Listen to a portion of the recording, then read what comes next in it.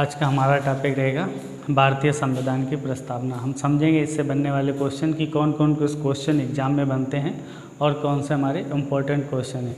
यहाँ से एक एक टॉपिक को जैसे मैंने सब टॉपिक में इसे डिवाइड किया है। उद्देश्य प्रस्ताव क्या था, इससे भी एक क्वेश्चन बनता है। प्रस्तावना क्या है, किसने क्या कहा, उसको कौन सा नाम दिया। ये राज्य का स्वरूप कैसा होना चाहिए कि प्रस्तावना में जो हमारा राज्य का स्वरूप बनता है कि संप्रभु होना चाहिए, समाजवादी, लोकतांत्रिक, गणराज्य। तो ये जो हमारा स्वरूप है इन चीज़ों को हम समझेंगे। न्याय, कितने प्रकार के न्याय दिए गए हैं प्रस्तावना में, उसको समझेंगे।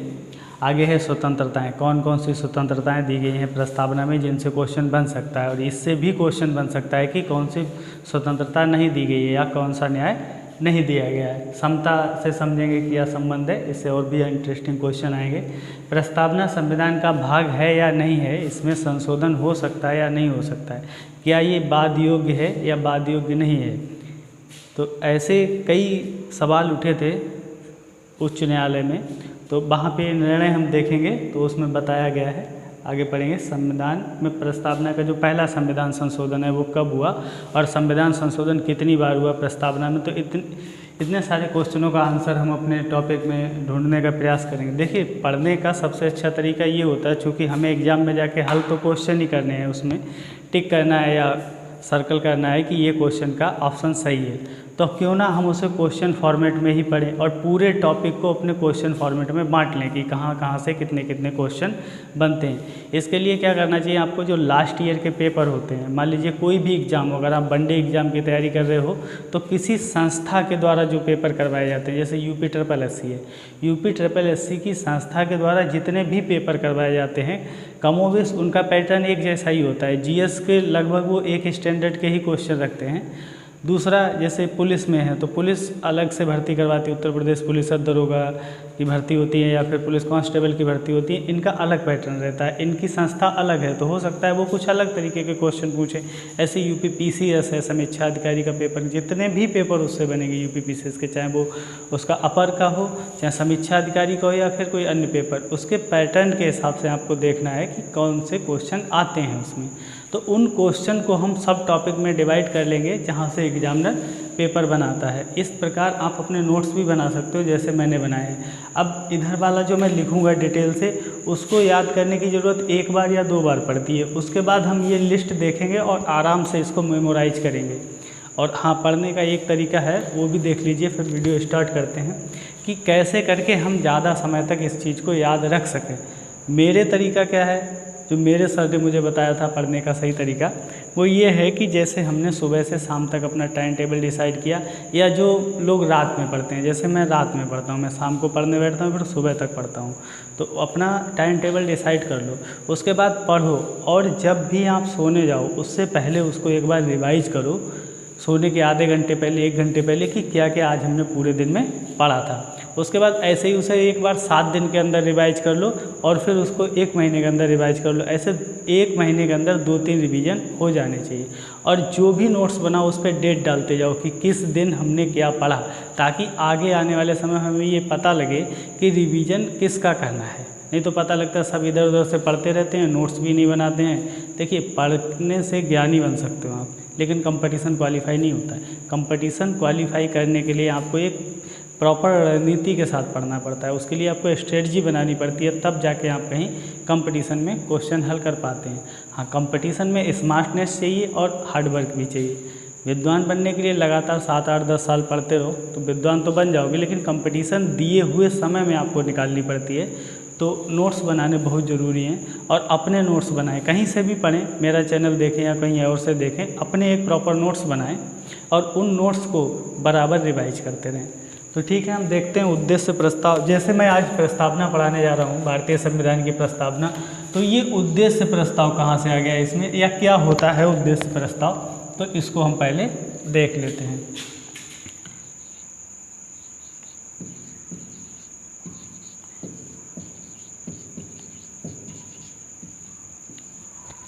देखिए, हुआ क्या था, जब हमारी संविधान सभा का गठन हो गया था और संविधान सभा संविधान बनाने की प्रक्रिया में आगे बढ़ रही थी, तो उसी समय नेहरू जी ने इसमें 2 डेट पूछी जाती। एक तो उद्देश्य प्रस्ताव लाया कौन। जैसे मैं डिवाइड कर करके बताता हूँ आपको कि यहाँ से कौन कौन से क्वेश्चन बन सकते हैं, किस तरीके से बन सकते हैं। इससे टॉपिक को याद रखना भी आसान होता है और क्वेश्चन का आंसर भी याद हो जाता है। तो उद्देश्य प्रस्ताव लाया कौन, एक तो क्वेश्चन ये बना कि लाया कौन, कब लाए, और आपको पता होगा कि जब प्रस्ताव लाया जाएगा तो वो पास भी होगा या फेल होगा या पास होगा, लेकिन उसकी एक प्रॉपर डेट होगी। तो कब पास हुआ, कब पास हुआ, तो इतने सारे क्वेश्चन आपने इसमें बना लिए। तो लाया कौन, तो संविधान सभा में नेहरू जी जो भारत के प्रथम प्रधानमंत्री थे, वो उद्देश्य प्रस्ताव को संविधान सभा में लाए। और उस उद्देश्य प्रस्ताव को लाने की डेट थी 13 दिसंबर 1946 को। जब 13 दिसंबर 1946 को उद्देश्य प्रस्ताव लाया गया और संविधान के सभा के सामने रखा गया, तो उसमें बहुत सारे प्रावधान थे कि भारत कैसा होना चाहिए, भारत की ज़रूरतें क्या क्या हैं, कौन कौन से न्याय प्रोवाइड करने चाहिए, कौन कौन सी स्वतंत्रताएँ देनी चाहिए, और किस तरीके से लोगों के सभी की इच्छाओं को, क्योंकि देश के आज़ाद कराने में सबका योगदान था, तो सभी की इच्छाओं को कैसे सभी की इच्छाओं को कैसे पूरा किया जाए और सभी की संस्कृति का कैसे सम्मान किया जाए, इन सारे प्रश्नों के उत्तर के लिए या पूरा एक प्रोफार्मा बना के दिया था जवाहरलाल नेहरू जी ने। तो उद्देश्य प्रस्ताव लाया कौन, जवाहरलाल नेहरू। एक क्वेश्चन का आंसर मिल गया हमें, ये याद रखना है। कब लाए, तो इसका आंसर हम देख लें 13 दिसंबर 1946 को। और कब पास हुआ, ये डेट भी पूछी गई है, तो ये डेट है 22 जनवरी 1947। तो 13 दिसंबर को आया प्रस्ताव और 22 जनवरी 1947 को पास हो गया। अब आपको 3 आंसर मिल गए। फिर आप ये पूछोगे कि उद्देश्य प्रस्ताव पढ़ा क्यों रहे हो, आपने तो हेडिंग प्रस्तावना डाली है तो प्रस्तावना पढ़ानी चाहिए। यही उद्देश्य प्रस्ताव आगे चल के प्रस्तावना का रूप ले लेता है। इसीलिए क्वेश्चन पूछा जाता है कि उद्देश्य प्रस्ताव किसके द्वारा लाया गया, जिसने संविधान के प्रस्तावना का रूप लिया, तो जवाहरलाल नेहरू द्वारा। ठीक है, तो ये हमने पहली वाली हेडिंग पढ़ ली। अब ये जो है क्या कि प्रस्तावना क्या है,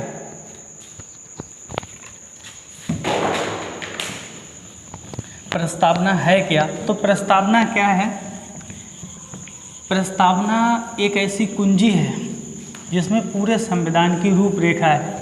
एक ऐसी चाबी है जिसमें संविधान की रूपरेखा दी है कि हमारा संविधान कैसे होगा, और संविधान में जो अन्य प्रावधान है, जैसे मूल अधिकार में क्या प्रावधान होंगे, नीति निर्देशक तत्वों में क्या प्रावधान होंगे, या मूल कर्तव्य कैसे होंगे, ऐसे पूरे प्रावधान संविधान के इस प्रस्तावना के रूपरेखा में छुपे हुए हैं। तो बहुत सारे लोगों ने इस प्रस्तावना को अलग अलग तरीके से समझाया। चूँकि क्वेश्चन प्रस्तावना क्या है मैं समझा रहा हूँ, इससे भले कम आए वनडे एग्जाम में, लेकिन जो हमारे विद्वानों ने कहा कि प्रस्तावना क्या है, तो उन्हीं के चीज़ों को आधार बना के हम समझते हैं कि प्रस्तावना क्या है। प्रस्तावना क्या है, इससे पहले एक क्वेश्चन का आंसर दीजिए आप लोग कि प्रस्तावना सबसे पहले कहाँ के संविधान में शामिल हुई। क्या सबसे पहले भारत के संविधान में शामिल हुई, क्या सबसे पहले ब्रिटेन के संविधान में शामिल हुई, या सबसे पहले अमेरिका के संविधान में शामिल हुई। तो इसका आंसर है कि प्रस्तावना जो है वो सबसे पहले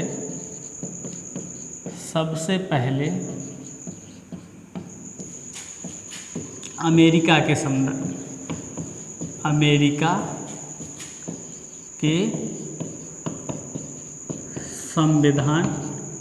में शामिल हुई। कहने का मतलब है जो प्रस्तावना है उसे सबसे पहले किसके संविधान, पहले संविधान बनते थे लेकिन उनकी प्रस्तावना नहीं होती थी, लेकिन यहाँ पर प्रस्तावना को सबसे पहले किसके संविधान ने शामिल किया, अमेरिका के संविधान ने। जब अमेरिका के संविधान की बात आई है तो ये भी याद रख लीजिए कि सबसे पहले लिखित संविधान किसका था, किसने सबसे पहले लिखित संविधान बनाया, तो सबसे पहले लिखित संविधान अमेरिका का ही था। तो लिखित संविधान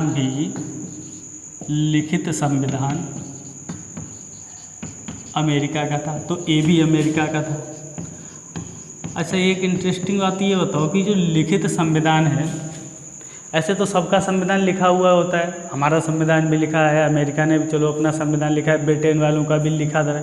तो ये लिखित संविधान क्या क्या मतलब होता है कि कलम से लिखा हुआ संविधान, या इसके कोई और मापदंड होते हैं जिसे हम लिखित संविधान कहते हैं? तो याद रखो, ये क्वेश्चन बहुत सारे लोगों को नहीं भी पता होता और बहुत लोगों को पता भी होगा। तो लिखित संविधान वह होता है, लिखित संविधान क्या होता है? लिखित संविधान वह होता है जिसको संविधान सभा का गठन करके लिखा जाता है। कैसे लिखा जाता है? संविधान सभा का गठन करके। तो जिस संविधान को संविधान सभा का गठन करके लिखा जाता है, मतलब पहले संविधान सभा का गठन होगा, उसके बाद संविधान लिखा जाएगा, तो ऐसे संविधान को लिखित संविधान कहेंगे। अब एक क्वेश्चन का आंसर दीजिए, क्या भारत का संविधान लिखित संविधान है? तो ऑफकोर्स लिखित संविधान है, क्योंकि हमने संविधान सभा का गठन किया, उसके बाद हमारा संविधान लिखा गया, इसीलिए हमारा संविधान लिखित संविधान है। तो सबसे पहले प्रस्तावना अमेरिका के संविधान में, लिखित संविधान सबसे पहले अमेरिका का, और लिखित संविधान किसे कहते हैं? जिसका गठन संविधान सभा के गठन के बाद किया जाता है। तो ये 3 क्वेश्चन का आंसर मिल गया। अब हम देखते हैं कि क्या वाले क्वेश्चन पे आ जाते हैं।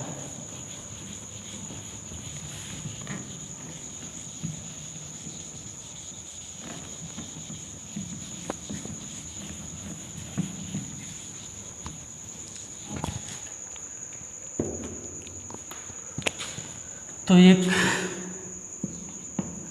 आप लोग भी गैस लगाइए कि संविधान की प्रस्तावना, क्या वाले क्वेश्चन का आंसर देख रहे हैं हम?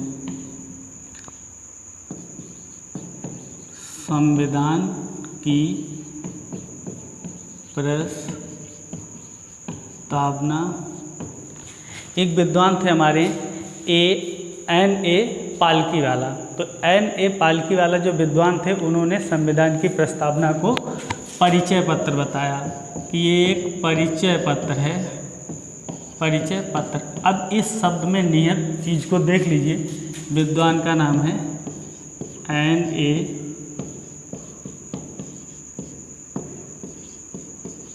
पालकी वाला। इसे याद करने का तरीका क्या? रट्टा नहीं मारना है, ऐसे ही याद करो।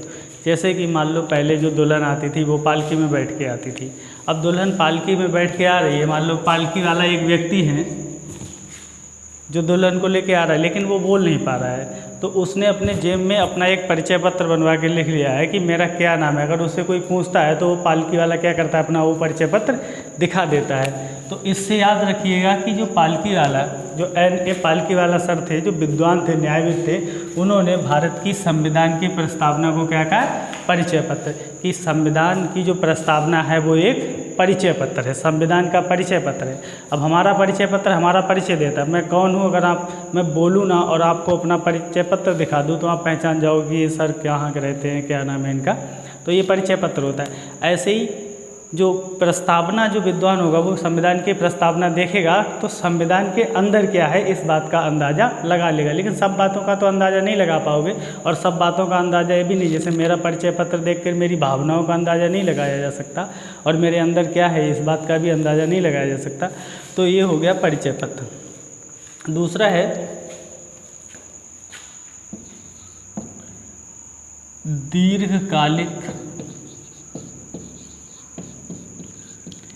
दीर्घकालिक सपनों का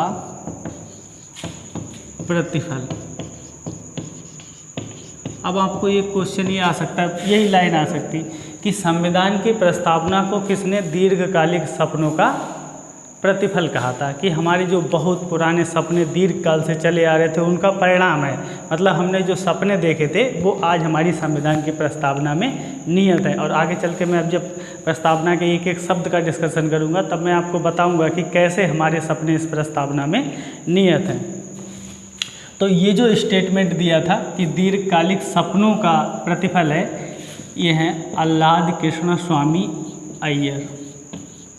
आह्लादी कृष्ण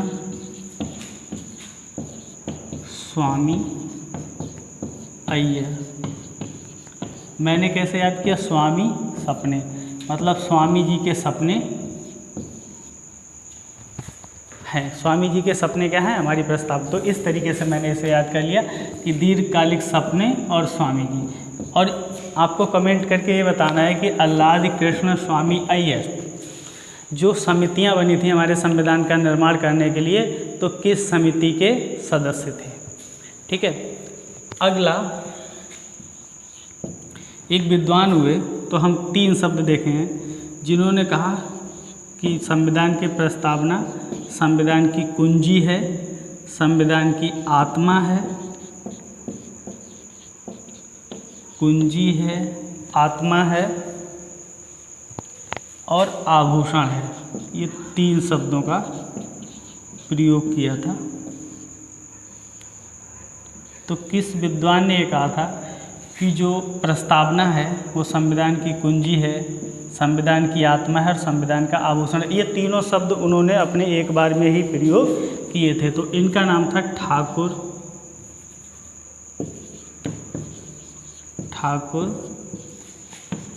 भार्गव दास। तो ये विद्वान थे हमारे, इन्होंने कहा था कि जो प्रस्तावना है वो संविधान की कुंजी, आत्मा और आभूषण है। ये तीनों शब्द एक साथ प्रयोग किए थे। स्टेटमेंट इनका था, मैंने याद करवाने के लिए आपको इसको 3 भागों में बांट दिया है। इनका स्टेटमेंट था कि जो प्रस्तावना है वो संविधान की कुंजी, आत्मा और आभूषण है। तो ये किसने कहा था, भार्गव दास ने। तो ये भारी भरकम आभूषण पहनते थे, तो भार्गव दास। देख लीजिए, ऐसे करके कुछ ट्रिक अपना लीजिए। ये 3 चीज़ें मुझे लगता है यहाँ से पूछा जा सकता है एक क्वेश्चन कि संविधान की प्रस्तावना क्या है और किसने इसको क्या नाम दिया या क्या कहा। अब आते हैं हम असली मुद्दे पे कि प्रस्तावना में जो है पहली लाइन आप पढ़ेंगे कि हम भारत के लोग भारत को प्रभुता संपन्न, समाजवादी, लोकतांत्रिक, समाजवादी, पंथ निरपेक्ष, लोकतांत्रिक गणराज्य बनाने का। तो ये जो शब्द हैं इनका क्या अर्थ होता है और ये क्या मतलब होता है, इसको समझेंगे।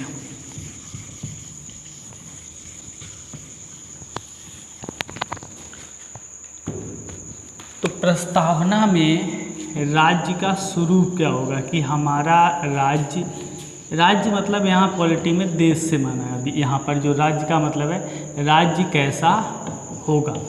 जैसे लोग सपने देखते हैं कि हमारा घर कैसा होगा, वैसे ही भारत हमारा घर है। तो हमारी प्रस्तावना में ये सपना देखा गया है, जैसे दीर्घकालिक सपनों की बात कही, तो हमारा घर कैसा होगा मतलब हमारा देश कैसा होगा, हमारा राष्ट्र कैसा होगा, इस बात को देखा गया। तो पहली लाइन थी प्रस्तावना की कि हम भारत के लोग भारत को संप्रभु, समाजवादी, पंथ निरपेक्ष, लोकतांत्रिक गणराज्य बनाना चाहते हैं। तो यही हमारे भारत का स्वरूप होगा, मतलब हमारा राज्य कैसा होगा, हमारा देश कैसा होगा, संप्रभु होगा, समाजवादी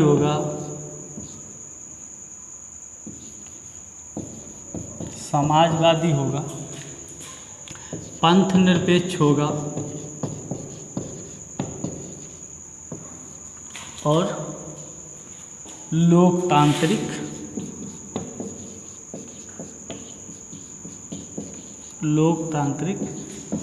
गणराज्य होगा। जो लोग पॉलिटी का अध्ययन करते रहते हैं उन्हें इन भारी भरकम शब्दों से तो डर नहीं लग रहा होगा, लेकिन जो लोग अभी शुरुआत कर रहे हैं तो उन्हें इन भारी भरकम शब्दों से बहुत डर लग रहा होगा। तो समझ लीजिए एक बार क्या होता है, संप्रभु क्या होता है, इसको एक एग्जाम्पल से समझिए। मान लीजिए आपका घर है, ये आपके माता हैं, ये पिता हैं और ये आप छुटकू से आप हो, ठीक है। तो इसमें घर में आपके बारे में निर्णय कौन लेता है? सामान्यतः परिवारों में ये देखा जाता है कि बच्चों से तो छोटा बच्चा है 5 साल का 10 साल का, उससे कम ही पूछा जाता है कि भाई किस स्कूल में पढ़ना है। माता पिता ये निर्णय लेते हैं कि भाई किस स्कूल में पढ़ना है, कैसे कपड़े पहनने हैं, इसको कोई भी मर्जी हो पहना देते हैं बचपन में, तो बाद में हम अपनी मर्जी के पहनते हैं। तो जब तक माता पिता यहाँ निर्णय लेते हैं, ऐसे ही संप्रभु देश का मतलब क्या होता है, यहाँ माता पिता निर्णय ले रहे हैं मतलब बच्चा संप्रभु नहीं है, बच्चा अपने बारे में स्वयं निर्णय नहीं ले सकता। तो संप्रभु देश वो होता है जो अपने मामले में चाहे हमारे घर का मामला हो, मतलब चाहे हमारे देश के अंदर का मामला हो, चाहे हमारे देश के बाहर का मामला हो। मतलब हमारे घर के अंदर का मामला ये है कि हम किस राज्य की सीमा परिवर्तित करेंगे, कितने राज्य बनाएंगे, किस राज्य में बांध बनाया जाएगा, या इतने सारे निर्णय हम अपने राज्य में लेते हैं, अपने देश में लेते हैं, वो हमारे घरेलू मामले हो गए। तो इसमें हमें स्वतंत्रता होनी चाहिए, मतलब हम अपने देश के निर्णयों को खुद ले सकें, स्वयं ले सकें, हम पे किसी का प्रतिबंध ना हो, तो हम संप्रभु हैं। दूसरी शर्त यह है हम अपने बाहरी निर्णय खुद ले सकें, जैसे कि हमारे अमेरिका से संबंध कैसे होंगे, हम अमेरिका से कोई जहाज़ खरीदेंगे या नहीं खरीदेंगे, फ्रांस से राफेल खरीदेंगे या नहीं खरीदेंगे, ये निर्णय हम खुद ले सकें।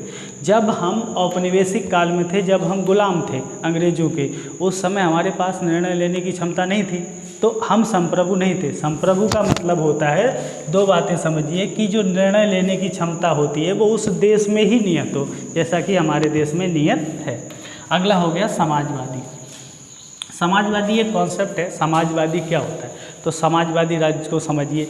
एक समाजवादी राज्य क्या करता है, सारी चीज़ें सरकार ही प्रोवाइड करवाती है आपको। मतलब अगर ये कलम बनाना है, तो अगर ये कलम बनाना है तो ये सरकार की ही कंपनी बनाएगी, मतलब ये भी सरकारी होगा। डस्टर बनाना है ये भी सरकारी होगा, बोर्ड ये भी सरकारी।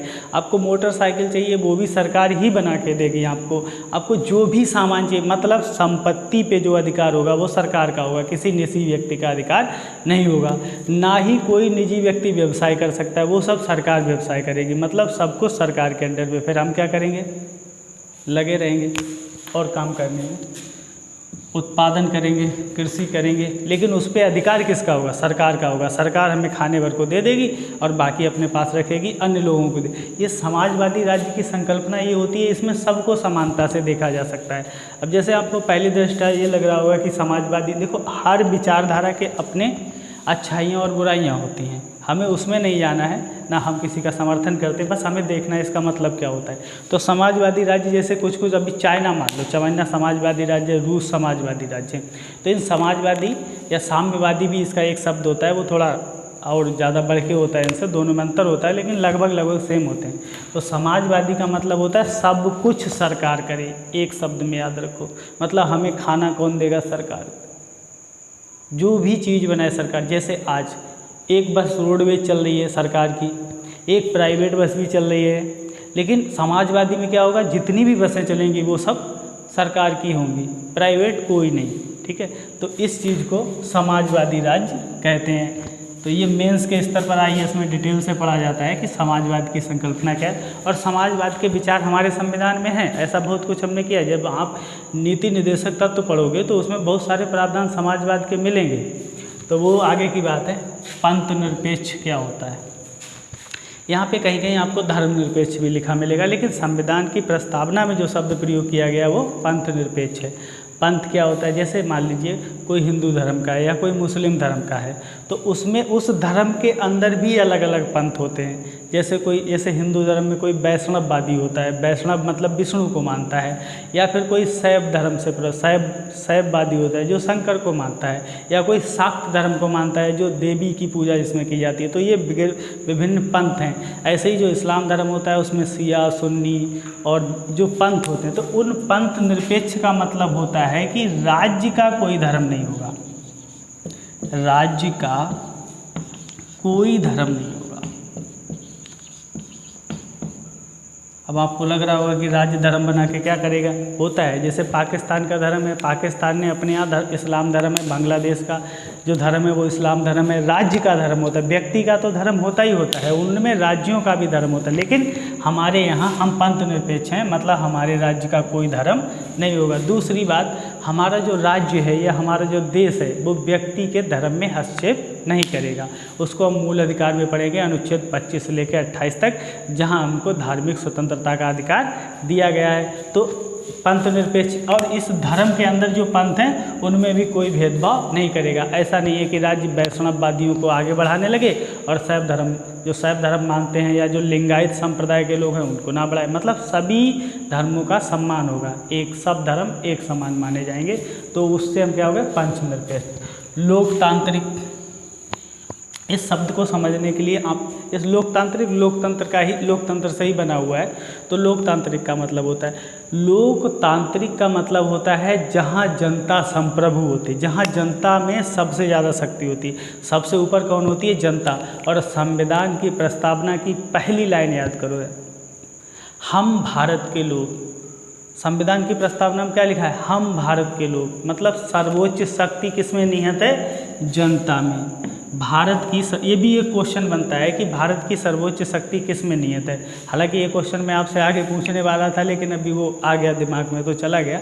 ऐसे कई बार आपको कंफ्यूज करेगा कि भारत की प्रस्तावना के अनुसार सर्वोच्च शक्ति किस में निहित है। पहला ऑप्शन दे देगा मान लीजिए सुप्रीम कोर्ट, दूसरा दे देगा भारत सरकार, तीसरा दे देगा जनता, और चौथा कोई और ऑप्शन बना के दे देगा। तो मान लीजिए आपको लगेगा जनता में क्या होगा, नहीं, जनता ही सबसे ज़्यादा संप्रभु है, तो मतलब जनता सबसे सर्वोच्च है, जनता सबसे ऊपर है। तो लोकतंत्र का मतलब होता है जहाँ जनता सबसे ऊपर हो, जनता निर्णय लेती हो। तो लोकतंत्र की अब्राहम लिंकन साहब जो थे अमेरिका के राष्ट्रपति, उन्होंने एक परिभाषा भी दी थी लोकतंत्र की कि जनता का जनता के द्वारा शासन, जहाँ जनता जनता के द्वारा अपने लिए शासन करे तो वहाँ। तो लोकतंत्र दो प्रकार का होता है, एक प्रत्यक्ष लोकतंत्र होता है, एक अप्रत्यक्ष लोकतंत्र होता है। इसमें क्या होता है, प्रत्यक्ष लोकतंत्र जैसे स्विट्जरलैंड में है। स्विट्जरलैंड में क्या है, जैसे कोई कानून बनेगा तो लोग बताएंगे सरकार को कि ये कानून बना दो। हम क्या करते हैं अपनी कानून, हमारे यहाँ अप्रत्यक्ष लोकतंत्र है। अब ये भी क्वेश्चन पूछा जाता है एग्जाम में कि भारत में कैसा लोकतंत्र है, तो याद रखो भारत में कैसा है, ये भारत का लोकतंत्र है। भारत का लोकतंत्र अप्रत्यक्ष लोकतंत्र है और स्विट्जरलैंड का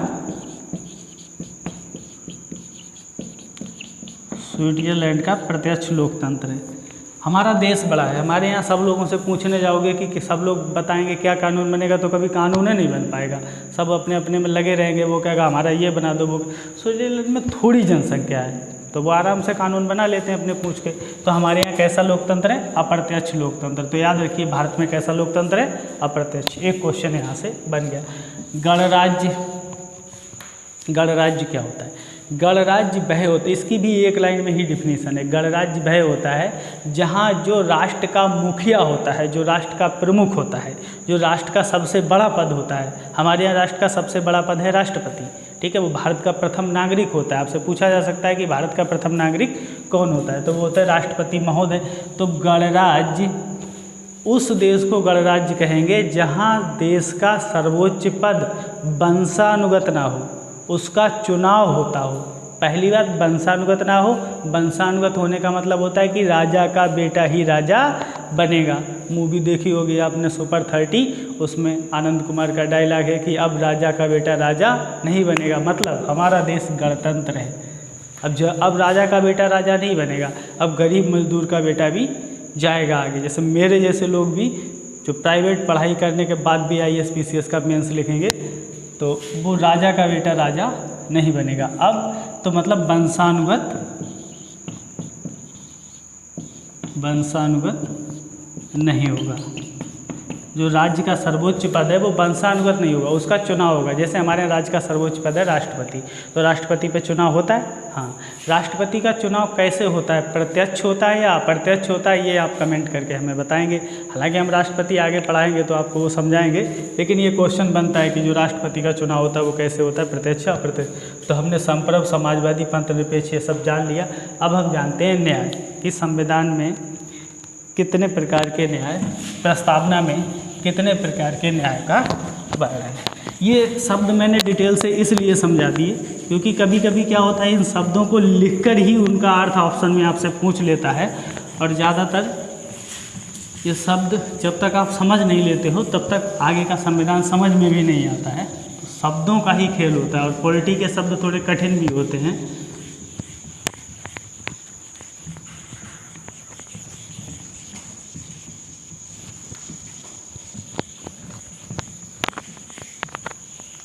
न्याय,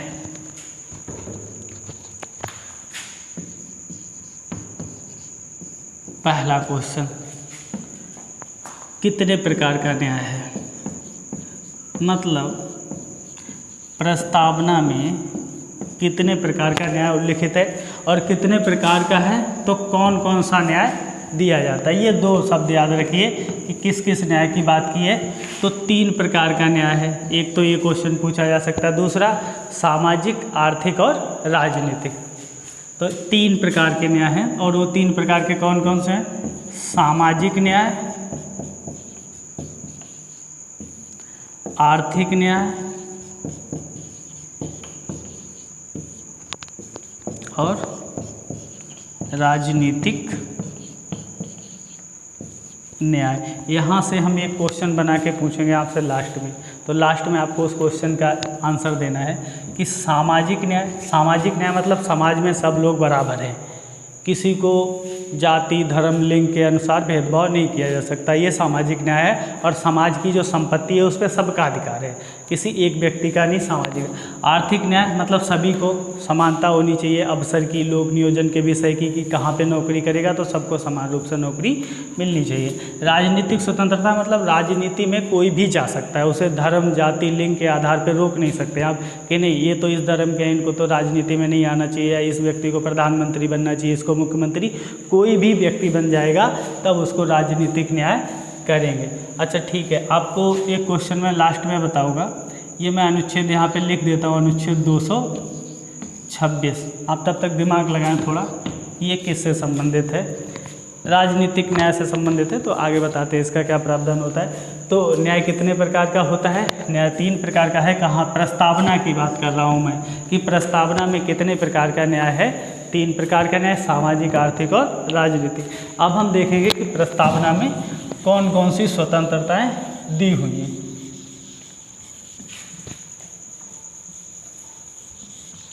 एक क्वेश्चन यहाँ से और बन सकता है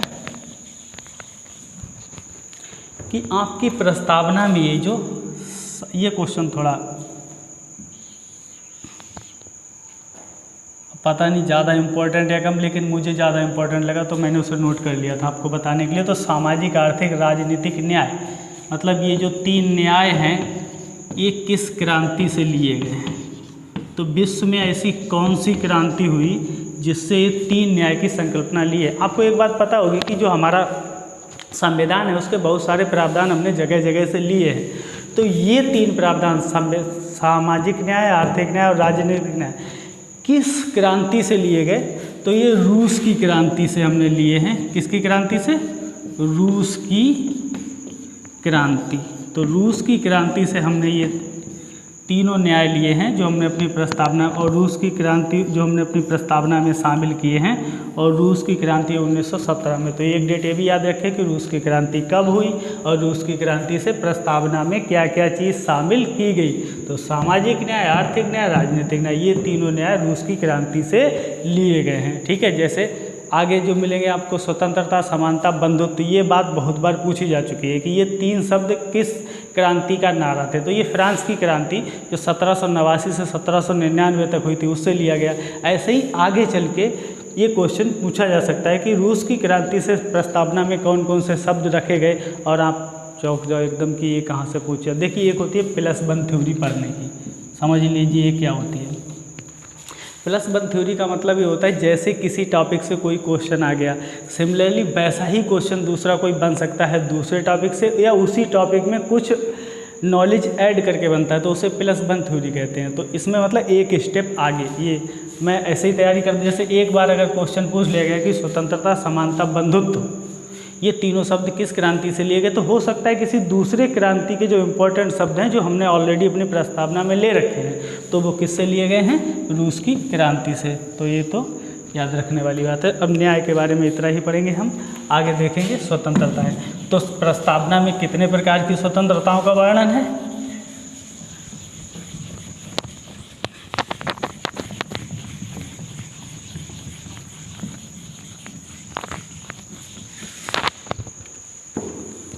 स्वतंत्रता है।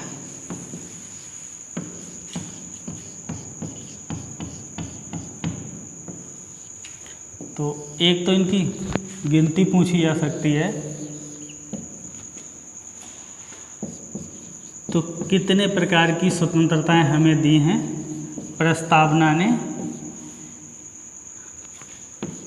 तो उनका आंसर है 5 प्रकार की। अब कौन कौन सी हैं, वो 5 कौन कौन सी हैं। देखिए एक बात मैं और बता दूँ आपको, क्वेश्चन को, टॉपिक को पढ़ने का तरीका।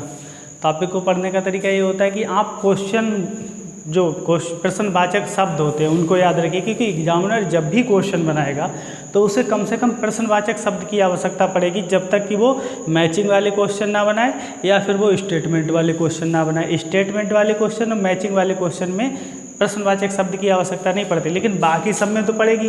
तो क्यों ना हम अपना टॉपिक पढ़ते समय उसमें प्रश्नवाचक चिन्ह डाल डाल के उसका आंसर खोजते जाएं और आंसर निकाल लें। तो कौन कौन सी है, तो इसमें 5 हैं, और वो 5 कौन सी हैं? विचार, अभिव्यक्ति,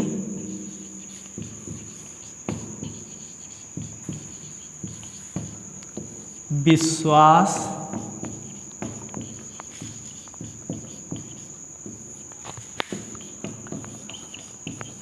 धर्म और उपासना। विचार क्या होता है कि हम कौन सा विचार मानते हैं, कौन सी विचारधारा मानते हैं। जैसे अभी हमने एक बताई समाजवादी विचारधारा हो गई। कुछ लोग पूंजीवादी विचारधारा मानते हैं, कुछ लोग किसी और दार्शनिक के विचार मानते हैं। तो ये सारे विचार होते हैं। हम अपने विचारों की स्वतंत्रता है, हम अपने कैसे विचार रख सकते हैं, किससे प्रभावित हो सकते हैं। दूसरा अभिव्यक्ति जैसे मैं कर रहा हूँ, ये बोल रहा हूँ, इसी को अभिव्यक्ति कहते हैं। आप लोग भी अभिव्यक्ति करते हो, लेकिन कभी कभी आपकी अभिव्यक्ति नहीं भी होती है। जैसे कि अगर कोई सीनियर घर पे खड़ा हो या कोई जो मम्मी पापा हैं, तो पापा के सामने ज़्यादातर लोगों की तो अभिव्यक्ति बंद ही हो जाती है। तो वो जो अभिव्यक्ति बंद हो जाती है, तो सुप्रीम कोर्ट ने एक बात में कहा था कि जो मौन है, जो शांति है, वो भी एक अभिव्यक्ति होती है। मतलब किसी ने आपसे कुछ कहा और आप शांत रहे, तो मतलब आप शांत रह के भी बहुत कुछ कह जाते हो, तो वो अभिव्यक्ति उसे ही कहते हैं। मतलब हमारे बोलने की, हमारे बताने की और हमारे लिखने की, कला बनाने की तो अभिव्यक्ति बहुत प्रकार की होती है। आप बोल के किसी बात की अभिव्यक्ति कर सकते हैं, आप इशारे से किसी बात की अभिव्यक्ति कर सकते हैं। इशारों में काम होता है ना, तो वो इशारे वाली अभिव्यक्ति हो गई। दूसरा, आप अपनी डिजाइन बना के या कोई चित्र बना के अपनी बात की अभिव्यक्ति कर सकते हो। देखा होगा आपने, जब आंदोलन होता है तो बहुत से लोग पोस्टर लगाए खड़े रहते हैं, ऐसे करके दिखाते हैं, तो वो उनकी अभिव्यक्ति, बोलते नहीं है लेकिन दिखाते हैं, तो उनकी अभिव्यक्ति का तरीका हुआ, तो इसको अभिव्यक्ति कहते हैं। विश्वास, कोई भी विश्वास रख सकते हो। देश में हमारे जैसे विश्वास किसी व्यक्ति का नाम नहीं है, विश्वास फैक्ट। जैसे भरोसा रखना कि भाई हमें अपने भगवान पे बहुत भरोसा है। कुछ लोगों को भरोसा अपने पे नहीं होता, वो अलग बात होती है, लेकिन अपना विश्वास है, तो इसके लिए हमें स्वतंत्रता है कि हम विश्वास रख सकते हैं कि हमारे मुरली वाले पे ज़्यादा भरोसा है या हमारे धनुष बाण वाले पे। तो वो अपना अपना विश्वास होता है, कौन से भगवान को मानते हैं, किसको अपने विश्वास रखते हैं। धर्म की स्वतंत्रता है यहाँ भी, और अनुच्छेद 25 से 28 तक भी, कि हम किस धर्म को माने, इस पे हमें स्वतंत्रता प्रस्तावना हम दिए। उपासना क्या होता है? धर्म को फॉलो करने की पद्धति होती है। जैसे हम पूजा पाठ कहते हैं, विनती करते हैं, कोई अपने सुबह सुबह जाप करता है, कोई मंगल भवन मंगल आदि अपना शुरू हुए, तो सभी लोग अपने अपने तरीके से, कोई नमाज पढ़ता है, तो सभी लोग अपने अपने तरीके से उपासना करते हैं। उपासना एक पद्धति है जो धर्म के अंतर्गत आती है। सबकी अपनी अलग अलग हो सकता है, कोई यज्ञ करता हो सकता है कोई नमाज पढ़ता हो सकता है कोई मंदिर में जाके अपना जल चढ़ाता हो, तो वो उपासना की पद्धति हो गई। तो इतनी स्वतंत्रताएं हमें दी हैं, 5 स्वतंत्रताएं हैं, और कौन कौन सी हैं ये देख लीजिए। आगे हम समता। तो हाँ, स्वतंत्रता, समानता और बंधुत्व, तो 3 शब्द को हमने पहले ही बता दिए थे, स्वतंत्रता, समानता और बंधुत्व। चलो लिख के भी बता देते हैं। तो समता मैंने इसीलिए लिखा था, समता मतलब होता है बराबरी, सब लोग बराबर रहेंगे, समान रहेंगे, किसी में कोई अंतर नहीं रहेगा, कोई भेदभाव नहीं रहेगा। बस बताना आपको ये है कि जो 3 शब्द हैं, स्वतंत्रता, इसका भी जिक्र है प्रस्तावना में, समानता या समता। अच्छा, इन दोनों शब्दों में टेक्निकल थोड़ा अंतर है, समता और समानता। समानता ऊपर से देख ली जाती है, लेकिन समता में ये देखा है कि समान लोगों के साथ समान और असमान लोगों के साथ असमान। तो ये देखा जाता है। मतलब एक जैसे लोगों के, जैसे हम एक एग्जांपल देते हैं, समानता का मतलब ये होता है कि सभी लोगों पे, देश के सभी नागरिकों पे 2-2 रुपये टैक्स लगा दो, ये समानता वाला व्यवहार हुआ। लेकिन समता वाला व्यवहार क्या हुआ कि जो लोग बड़े आदमी हैं उन पे ज़्यादा टैक्स लगाओ, जो लोग कम छोटे हैं गरीब आदमी हैं उन पे कम टैक्स लगाओ, या उन पे टैक्स ना लगाओ, तो वो समता वाला व्यवहार हो गया और ये समानता। तो स्वतंत्रता, समानता और बंधुत्व, ये तीनों शब्द हमारी प्रस्तावना में भी हैं। और बताना आपको ये है कि ये तीनों शब्द जो कि हम पहले ही बता चुके हैं किस क्रांति से लिए गए, तो ये फ्रांस की क्रांति से लिए गए, फ्रांस की क्रांति से। और फ्रांस की क्रांति कब हुई थी? 1789। ये डेट बहुत पूछी जाती है, तो याद करने का कोई आसान ही तरीका है। फ्रांस की क्रांति 1, 7, 8, 9 याद हो गया, 7, 8, 9, तो फ्रांस की क्रांति। और ये कब से कब तक हुई थी? 1789 में शुरू हुई थी और 1799, मतलब 10 साल तक चलती रही। तो ये पूछेगा कि फ्रांस की क्रांति कब हुई या कब शुरू हुई, तो आपको डेट यही बतानी है 1789 में। जब शुरू होती है वही डेट बताई जाती है। जैसे हमारी 1857 की क्रांति कब शुरू हुई? 57 में, लेकिन चलती रही 58 तक, लेकिन ख़त्म होने की डेट नहीं, शुरू होने की डेट। तो 1789, और ये हमने यहीं से लिए हैं। अब हमने ये टेक्निकल पॉइंट है इसके, जो एक एक शब्द जो प्रस्तावना का समझना था, जहाँ से क्वेश्चन बन सकता था, वो हमने समझ लिया। अब हम देखते हैं कि प्रस्तावना में संशोधन हो सकता है या नहीं हो सकता है। ये 3 शब्द हैं। पहला तो संशोधन हो सकता है या नहीं हो सकता है, या इसमें संशोधन हो सकता है, प्रवर्तनीय है, न्याय योग्य, बाध्य योग्य, क्या होता है। तो क्या प्रस्तावना में संशोधन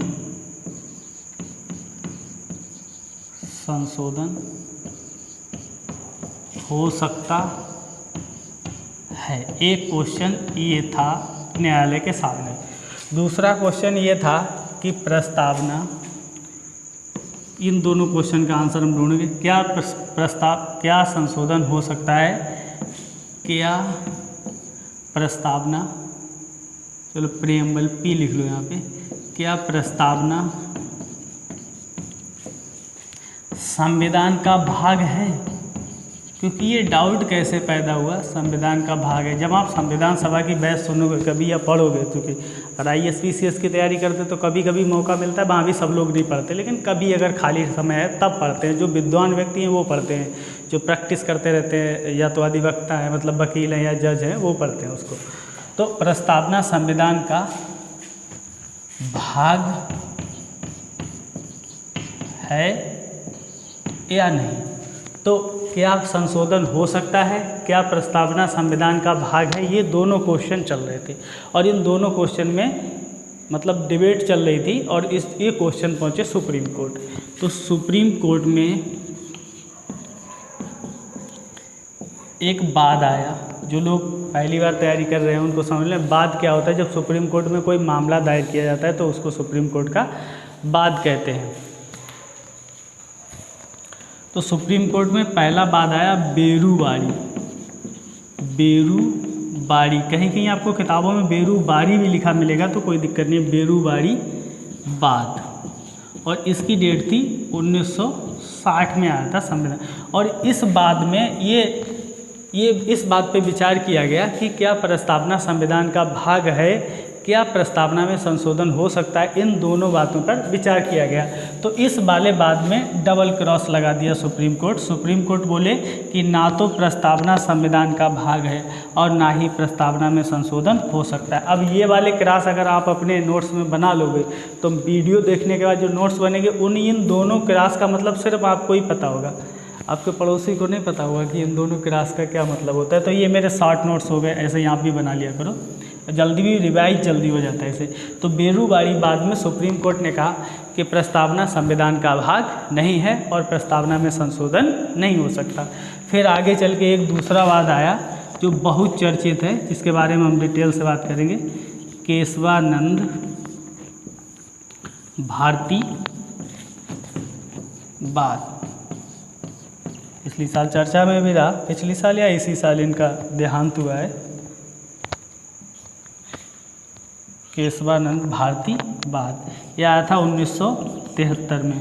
इससे संबंधित कई क्वेश्चन पूछे जाते हैं, तो इसको मिटा के ऊपर लिखते हैं। बस यहाँ पे आप ये समझ लीजिए कि इसमें क्या निर्णय लिया गया इन दो शब्दों में, मतलब संशोधन हो सकता है और संविधान का भाग है या नहीं, तो इसमें दोनों पे टिक कर दिया।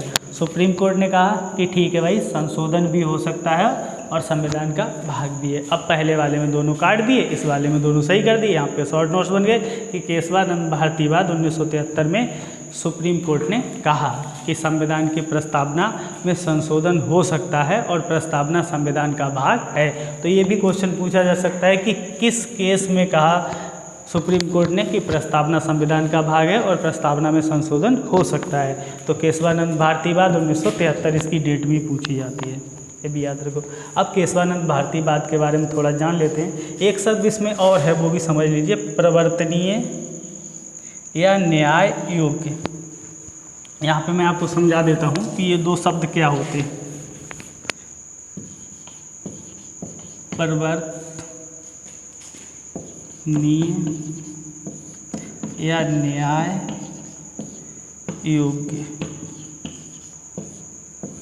इन दोनों शब्दों का लगभग एक ही मतलब होता है। प्रवर्तनीय लगभग क्या बिल्कुल एक ही मतलब होता है। प्रवर्तनीय और न्याय योग्य क्या होता है, जो भी चीज़, जैसे संविधान में बहुत चीज़ें हैं, प्रस्तावना है, मूल अधिकार हैं और नीति निर्देशक तत्व हैं, मौलिक कर्तव्य हैं, ये सब चीज़ों का प्रावधान है। तो जिस प्रावधान को आप संविधान सुप्रीम कोर्ट जाके या न्यायालय जाके लागू करवा सकते हैं, वो होता है प्रवर्तनीय या न्याय योग्य। फिर से याद रख लीजिए, भूलना नहीं है कि जिस प्रावधान को, संविधान में दिए हुए जिस प्रावधान को आप न्यायालय जाके लागू करवा सकते हैं, उस प्रावधान को बोलते हैं कि वो प्रावधान प्रवर्तनीय है या न्याय योग्य है। लेकिन प्रस्तावना को एक केशवानंद भारती बाद में ही पूछा गया कि प्रस्तावना प्रवर्तनीय है या न्याय योग्य,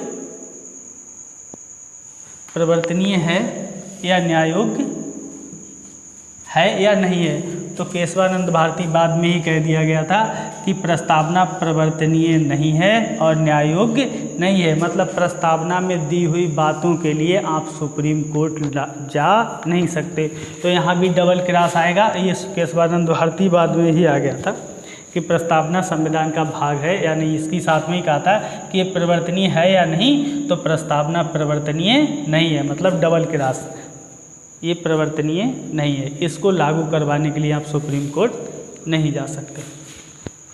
तो हमने समझ लिया कि सुप्रीम प्रस्ताव संशोधन हो सकता है, नहीं हो सकता है। तो पहले वाले केस में कहा संशोधन नहीं हो सकता बेरूबाड़ी में, दूसरे वाले में कहा हाँ संशोधन हो सकता है और संविधान का भाग भी है। और प्रवर्तनीय है यानी आज भी प्रस्तावना प्रवर्तनीय या न्याय योग्य नहीं है। तो ये डबल क्रॉस और डबल सही याद रखिए, दोनों केस याद रखिए, इनकी डेट भी पूछी जा सकती है और इसमें क्या क्या प्रावधान थे ये भी पूछी जा सकती है। अच्छा, केशवानंद भारती के बारे में अभी थोड़ा हम और समझेंगे। केस को मैं नीचे ही लिखे देता हूँ।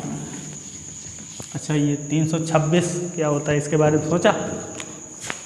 तो केशवानंद भारती बाद में क्या क्या क्वेश्चन बनते। पहला क्वेश्चन कब आया?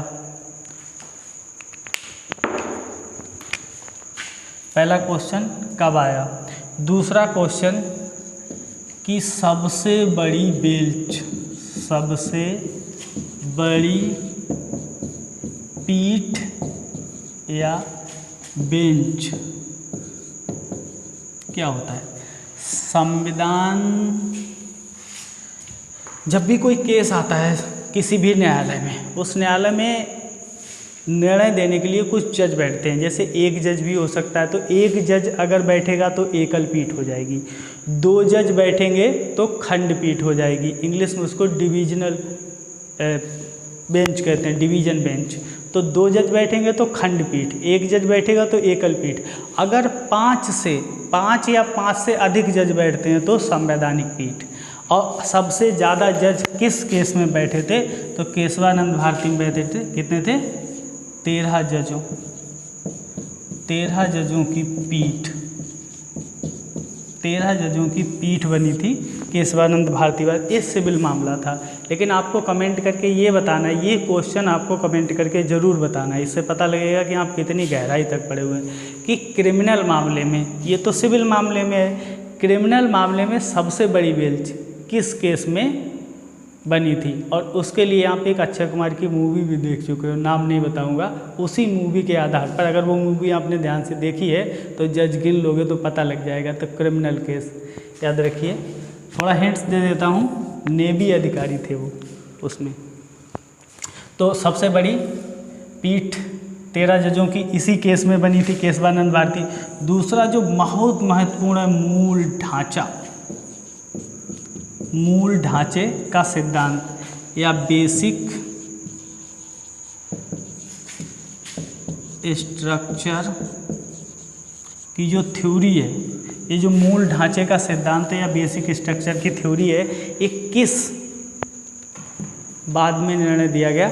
तो इसके लिए केशवानंद भारतीवाद 1973 में मूल ढांचे का, और जब से मूल ढांचे का सिद्धांत आया है तब से मूल ढांचा घोषित कर देता है सुप्रीम कोर्ट, जो भी उसको अच्छा नहीं लगता। तो ठीक है, वो न्याय का उनका एक तरीका है। तो मूल ढांचा, और इसी में प्रस्तावना को भी, ये भी याद रखो, प्रस्तावना को भी मूल ढांचा घोषित कर दिया। मूल ढांचा घोषित करने का मतलब कुछ लोग गलत समझ जाते हैं। कुछ लोग समझते हैं कि जिसको मूल ढांचा घोषित कर दिया उसमें संशोधन ही नहीं हो सकता। नहीं, ऐसी बात नहीं है। जैसे मूल अधिकार हमारे मूल ढांचा घोषित हैं, लेकिन उनमें संशोधन हो सकता है, बस नकारात्मक संशोधन नहीं होता, गलत संशोधन नहीं हो सकता, सही संशोधन हो सकता है। और गलत और सही कौन देखेगा?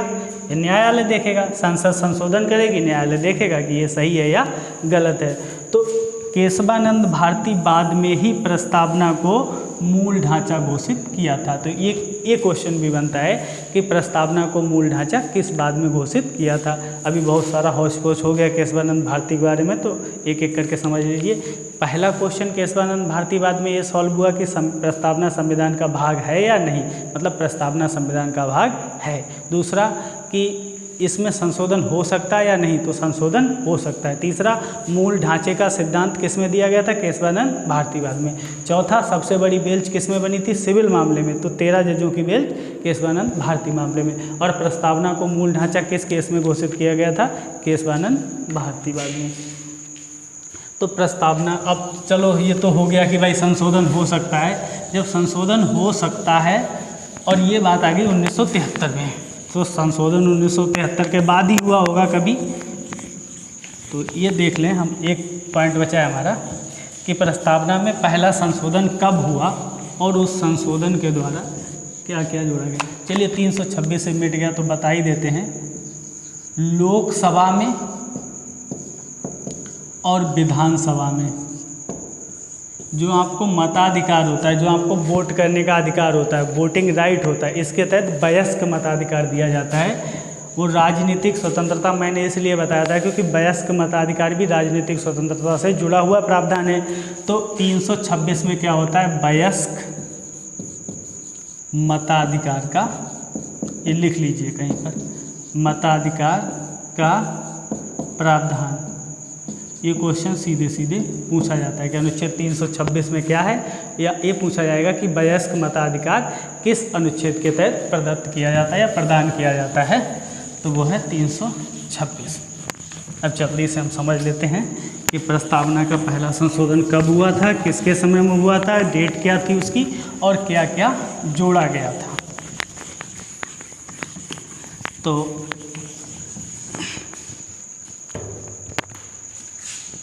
तो पहला संशोधन प्रस्तावना में, संशोधन प्रस्तावना में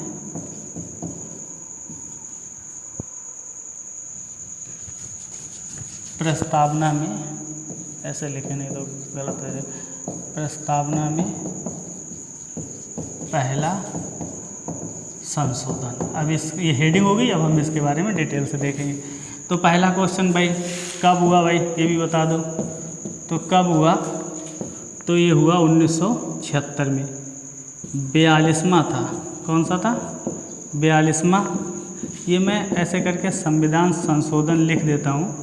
42वां 1976 में। कल हमने याद करवाया था आपको कि ये कैसे याद करें, 42वां और 44वां। तो 4 2 6 मतलब लास्ट में 76 बनेगी। अगर 44वां हो तो 4 4 8 मतलब 1978। तो 1942 में हुआ, 42वां संविधान संशोधन 1976 में हुआ। अब देखते हैं इसके बारे में अगला। जब ये संविधान संशोधन हुआ 42वां 1976 में, इंदिरा गांधी की सरकार थी उस समय, और इसी समय आपातकाल भी चल रहा होगा। कल ही मैंने एक टॉपिक कवर किया आपातकाल का। तो आपातकाल 1971 से लेके 1977 तक वाला जो आपातकाल था, जिसमें आंतरिक अशांति के आधार पर भी चल रहा था। 1975 में जो आंतरिक अशांति के आधार पर लगाया था, मतलब दो आपातकाल चल रहे थे, तब ये संविधान संशोधन हुआ। मतलब खतरनाक है, कुछ ना कुछ इसमें ध्यान रखें। इसी संविधान संशोधन को मिनी कॉन्स्टिट्यूशन कहा जाता है, लघु संविधान। मतलब इतना भयंकर संविधान संशोधन कर दिए कि पूरा संविधान है पलटने के चक्कर में थे। अब जब इकट्ठा पढ़ोगे तो पूरे संविधान में यही संशोधन आएगा, 42वां 44वां 44वां यही की कुश्ती चलती रहती है। तो 42वां संविधान संशोधन किसके समय में हुआ? इंदिरा गांधी के समय में हुआ। तो प्रस्तावना में क्या क्या जोड़ा गया? तो प्रस्तावना में 3 शब्द जोड़े गए जो हम पहले पढ़ चुके हैं, समाजवादी,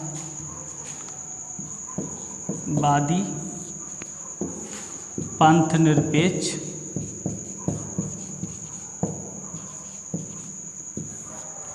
और अखंडता। ये 3 शब्द जोड़े गए। तो पहले शब्द तो पहली वाली लाइन में है, समाजवादी जोड़ा गया, पंथ निरपेक्ष जोड़ा गया और अखंडता भी जोड़ा गया। तो समाजवादी, पंथ निरपेक्ष, अखंडता, ये दोनों शब्द मैं समझा चुका हूँ। अखंडता समझ लीजिए। अखंडता 2 प्रकार की होती है। एक तो ऐसा है कि जो हमारी सीमा है, भारत का जो पूरा बॉर्डर है, उसके अंदर उसमें कोई बंटवारा ना हो, सब लोग इकट्ठे रहें, मिल के रहें। दूसरी अखंडता एक ही होती है दिमाग की, मनोवैज्ञानिक अखंडता। जैसे आप रहते तो एक देश में हैं, लेकिन हो सकता है कुछ लोग आपस में मनमुटाव रखते हो कि हम इससे नहीं बोलेंगे, हम इससे नहीं बोलेंगे, तो ये हो गई। तो वो भारत मैंने पहले ही समझा था हमारा घर है। जैसे कि हम अपने घर में सब लोग मिल के रहेंगे तो एकता होगी, मतलब घर से बाहर नहीं जा सकते, तो वो हमारी अखंडता हो गई। हम घर को तोड़ नहीं सकते कि नहीं ये हमारा इधर का हिस्सा, तुम्हारा इधर का हिस्सा, तो वो अखंडता है। मतलब भारत घर को कोई तोड़ नहीं सकता। भारत का जो घर है, जम्मू कश्मीर से लेकर कन्याकुमारी, अंडमान निकोबार तक, और इधर अरुणाचल प्रदेश, नागालैंड, मिजोरम और उतना सब इधर से, कोई भी किसी माई लाल मिट्टी दम नहीं कि इसको तोड़ ले। तो हमारी अखंडता ये है। दूसरी होती है मनोवैज्ञानिक अखंडता। मनोवैज्ञानिक अखंडता क्या होती है कि जिस प्रकार हम एक सीमा के अंदर रह रहे हैं, सीमाओं के रूप में हमारा देश एक है, टूट नहीं सकता, वैसे ही हम दिल से भी जुड़े हों, मन से भी जुड़े हों, तब हमारी अखंडता पूरी होती है। तो इसको बोलते हैं अखंडता। ठीक है, तो 3 शब्द जोड़े गए, समाजवादी, पंथ निरपेक्ष और अखंडता। कब जोड़े गए? 42वें संविधान संशोधन 1971। अब ये क्वेश्चन ये पूछा जा सकता है कि जो संविधान संशोधन हुआ, कितनी बार प्रस्तावना में संविधान संशोधन हुआ? ये भी तो क्वेश्चन पूछा जा सकता है। कितनी बार हुआ? तो सिर्फ एक बार। प्रस्तावना में संशोधन, प्रस्तावना में संशोधन सिर्फ एक बार। गाना सुना ही होगा, सिर्फ एक बार मुलाकात का मौका दे दे। तो प्रस्तावना में संशोधन सिर्फ एक बार हुआ, और एक बार में ये 3 शब्द जोड़े गए, तो प्रस्तावना में संशोधन हो गया। तो आज हमने प्रस्तावना की जितने भी क्वेश्चन है डिटेल से, वो सब हमने देखे हैं। तो प्रस्तावना का एक वही क्वेश्चन था, मैंने पूछा था कि कितने प्रकार के न्याय दिए हुए हैं। तो उसमें देखिए कि क्वेश्चन ये बनाता है सामाजिक न्याय, आर्थिक न्याय और राजनीतिक न्याय, और उसमें आपको जोड़ देगा धार्मिक न्याय। जबकि धर्म की स्वतंत्रता है, धार्मिक न्याय नहीं है। ये कन्फ्यूजन वाला क्वेश्चन है। जब भी आपको ऐसे टॉपिक को पढ़ो तो उसमें कन्फ्यूजन कहाँ कहाँ हो सकता है वो भी देख लिया करो बाद में। तो जैसे कि प्रस्तावना में दिया है कि धर्म की स्वतंत्रता तो है, लेकिन धार्मिक न्याय नहीं है। सामाजिक न्याय, आर्थिक न्याय, राजनीतिक न्याय 3 पढ़ाए थे हमने। धर्म की स्वतंत्रता है, 5 स्वतंत्रताओं में एक स्वतंत्रता धर्म की भी है, लेकिन धार्मिक न्याय नहीं है। तो ये सारी चीज़ें।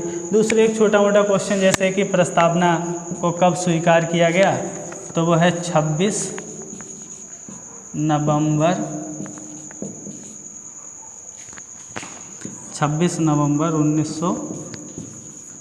1949 को। तो ये लास्ट हमारा जो फैक्ट है कि 26 नवंबर 1949 को प्रस्तावना को स्वीकार किया गया। ठीक है, तो यहाँ तक प्रस्तावना की हमने सब जानकारी डिटेल से पढ़ ली। और जब पूरा वीडियो देखो, अगर अच्छा लगे तो लाइक, शेयर और सब्सक्राइब जरूर कर दिया करो। अभी हमारा नया चैनल है, सपोर्ट चाहिए आप लोगों का। ठीक है, धन्यवाद।